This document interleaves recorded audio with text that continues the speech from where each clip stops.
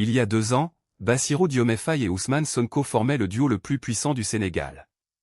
Sonko, empêché de se présenter, avait porté Diomaye à la présidence. Ensemble, ils promettaient une rupture totale avec l'ancien système. Aujourd'hui, cette alliance est officiellement terminée. Tout commence avec un problème que le Sénégal ne peut plus ignorer, la dette. Le pays doit rembourser une dette qui atteint 132% du produit intérieur brut. Une situation critique qui divise immédiatement les deux hommes sur la stratégie à adopter. D'un côté, le président Diomaye Faye. Sa position, négocier avec le Fonds monétaire international pour obtenir un nouveau programme d'aide.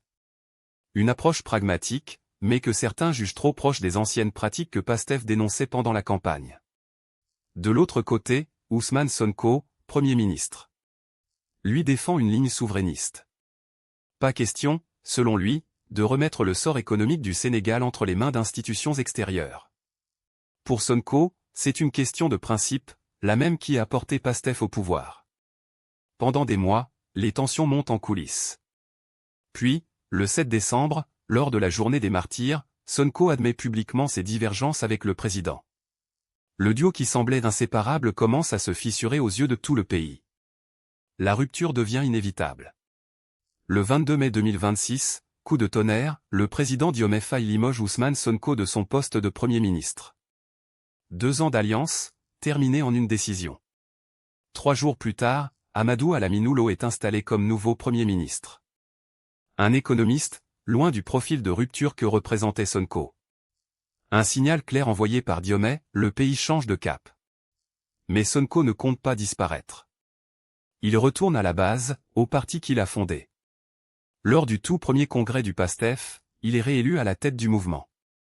Un message fort, même sans la primature, Sonko garde le contrôle du parti, et donc une bonne partie du pouvoir politique réel au Sénégal. Résultat aujourd'hui, le pays est coupé en 2 camps. D'un côté les pro-Diomaye, qui soutiennent la ligne présidentielle et l'ouverture au FMI. De l'autre, les pro-Sonko, fidèles à la ligne souverainiste d'origine. La coalition qui a porté la révolution de 2024 est aujourd'hui divisée au sommet même de l'État. Qu'est-ce que ça change pour les Sénégalais? D'abord, une incertitude économique, les négociations avec le FMI pourraient être ralenties par cette instabilité politique. Ensuite, une recomposition politique majeure à l'approche des prochaines échéances électorales, où pro-Sonko et pro-Diomaye pourraient se retrouver face à face. Une chose est sûre, la révolution Pastef n'est plus unie.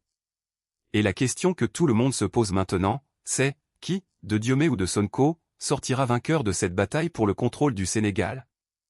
Dis-moi en commentaire, tu es plutôt pro-Diomaye ou pro-Sonko? Et abonne-toi pour ne rien manquer de la suite de cette crise.